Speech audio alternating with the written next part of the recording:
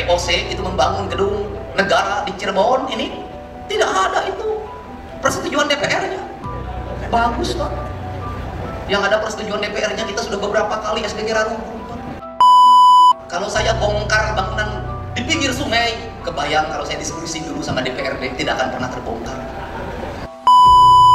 Anggaran saya sudah diturunkan, apapun saya iritkan, mobil saya cukup 3, bensin kadang bayar sendiri. Kenapa? Saya ingin berbuat yang terbaik pada rakyat Jawa Barat, bukan sekedar politik. Ini cita-cita saya sejak lahir, sebagai sewesi sili bagi seket-seket Pajajaran. Aing hayang ningali Sunda nanjir di lembur masyarakat.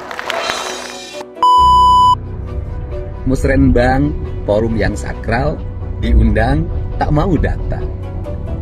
Ingin dihargai, tapi tak pernah menghargai. Ingin dilibatkan, tapi tidak pernah mau terlibat.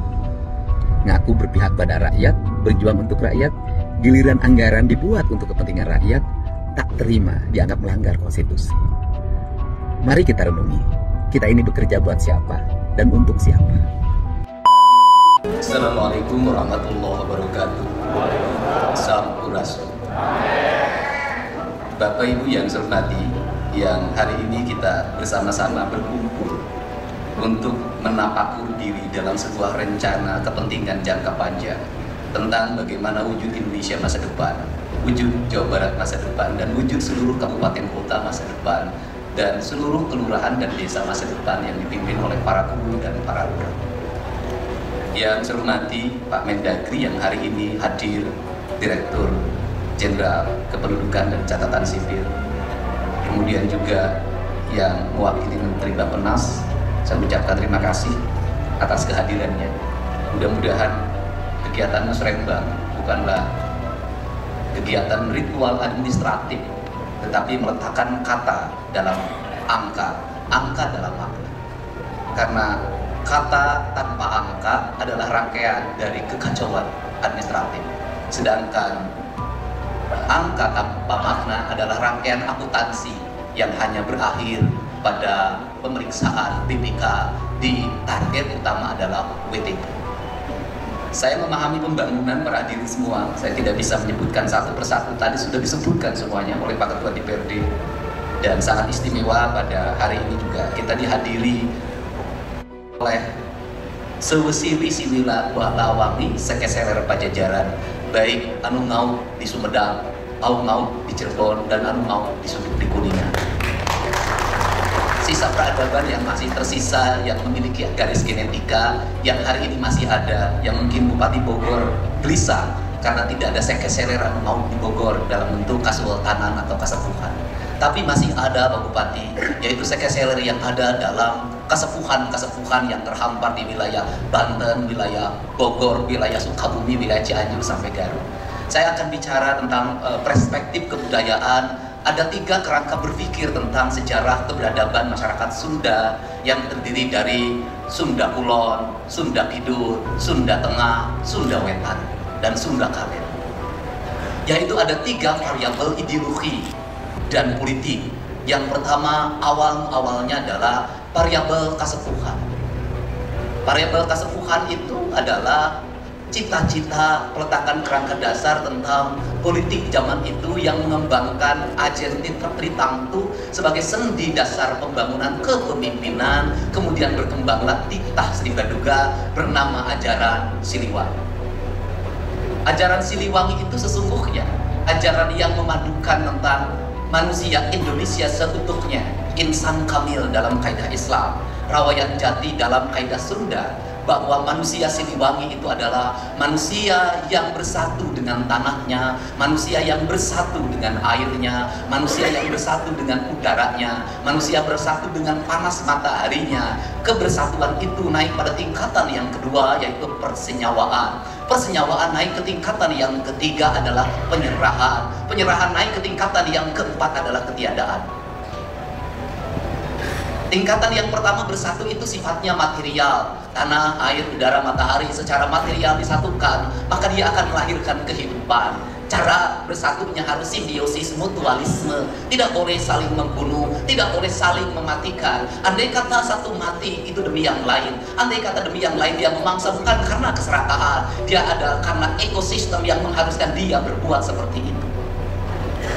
Maka sesungguhnya dalam filsafat dasar ini Teh Rike dan Kang Dede serta Teh Jihan, itu kita bicara tentang filsafat dasar dunia. Pasti dunia terbelah dalam dua filsafat, yang satu barat, yang satu timur. Barat mengajarkan apa? Barat mengajarkan Bellium contra omnimus, bahwa manusia satu sama lain itu saling menaklukkan, bahwa hubungan manusia dengan alam itu saling menaklukkan. Alam ditaklukkan, dieksploitasi. Alam ditaklukkan, dieksploitasi. Maka lahirlah revolusi industri. Dari revolusi lahirlah industrialisasi. Dari industrialisasi lahirlah kolonialisme. Dari kolonialisme lahirlah kemerdekaan. Dari kemerdekaan lahir lagi revolusi industri kedua. Lahir ke revolusi kedua kapitalisasi yang berbungkus kesejahteraan. Dengan model pendekatan orang kaya boleh terus kaya, tapi syaratnya dia harus bayar pajak yang tinggi. Negara memungut pajaknya. Pajaknya dikontrol oleh demokrasi dengan trias politika. Trias politika membagi kekuasaan antara legislatif, eksekutif, dan yudikatif. Tujuannya adalah kemakmuran. Maka pajak itu harus melahirkan sistem negara yang menjamin orang miskin punya rumah, orang miskin punya sekolah, orang miskin punya harapan masa depan, ada jaminan kesehatannya, orang miskin punya jaminan hari tua. Meski dia nganggur, negara tetap menggajinya. Gaji ini diperoleh dari siapa? Dari kaum kapitalis yang membayar pajak dengan mahal pada negara. Negara mendistribusikan untuk melindungi mereka dari cengkraman kapitalisme itu. Apakah kapitalisme melahirkan kemakmuran? Melahirkan keadilan? Melahirkan.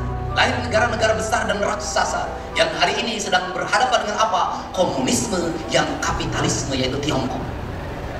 Nah, kemudian di wilayah timur dia berkata pada apa? Kita dengan alam tidak bermusuhan. Kita dengan alam adalah saudara. Kita tidak mungkin bermusuhan dengan tanah karena kita dari tanah. Kita tidak mungkin bermusuhan dengan air karena kita dari air. Kita tidak mungkin bermusuhan dengan udara, menaklukkan udara karena kita dari udara. Kita tidak mungkin menaklukkan matahari karena kita bagian dari matahari itu sendiri. Maka dia adalah persenyawaan. Seluruh persenyawaan itu masuklah nilai yang namanya roh. Roh itu mengajarkan rububiyah. Rububiyah itu mengajarkan penghambaan. Maka manusia yang bersenyawa dengan tanah, air, udara, dan mataharinya, dialah manusia yang menghamba pada Tuhannya. Melalui apa? Melalui penghormatan pada tanah, air, dan udara. Nah, kenapa? Karena Tuhan disembah oleh kita. Melalui apa? Melalui kita yang dihadirkan di muka bumi. Tak akan pernah bertemu dengan Tuhan manakala kau tak memahami matahari. Kau tidak akan pernah bertemu dengan Tuhan manakala kau tidak memahami air. Kau tidak akan bertemu dengan Tuhan manakala kau tidak bisa memahami udara. Kau tidak akan pernah bertemu dengan Tuhan manakala kau tidak bisa memahami tanah.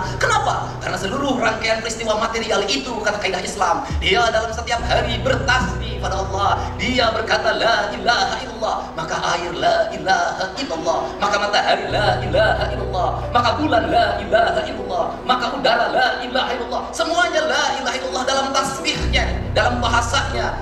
Nah, seluruh kerangka itu dalam kaidah Sunda, mau timur, mau barat, mau kulon, mau wetan, mau tengah, itu sama Siliwangi. Ajarannya apa? Ajarannya sarendeg, saigel, sabobot, sapihanean, kacai jadi saluwi, kadarat jadi salonggap, tara pagiran, kirang tampian. Karena itu sarendeg, saigel, maka dia ada kalimat tiga. Ada kalimat satu yang direndegkeun, dua yang diigelkeun, yang ketiga anu ngarendegkeun jeung ngigelkeun. Kemanunggalan itulah yang disebut insan kamil. Maka kaum insan kamil, kaum rawayan jati, kaum manusia Indonesia, dia tidak pernah sama sekali mengakui apa yang dia lakukan. Kalimatnya apa? Hirup syukur sasamperan, awak ukur sasampayan, sariring-riring dumadi, saringkak sampeun pola, sadaya kersani Gusti. Kata Kiai Wakil Ketua DPRD Jawa Barat, itu Pak Iwan mengatakan, itulah yang disebut dengan la haula wala quwata illa billah.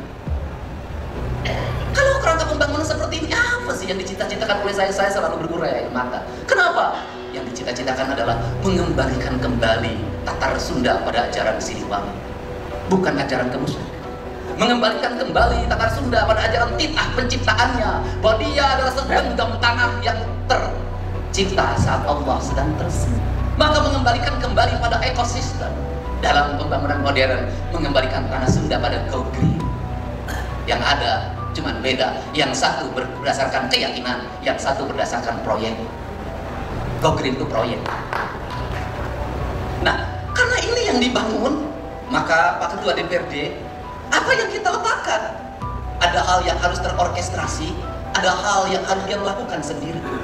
Kenapa? Kalau saya bongkar bangunan di pinggir sungai, kebayang kalau saya diskusi dulu sama DPRD, tidak akan pernah terbongkar. Karena DPR ada konstituennya di situ. Ada partai A, partai B, partai C, diskusinya tidak akan berhari-hari. Nanti aspirasi berkembang, bangunan tidak dibongkar, ribut tidak berhenti.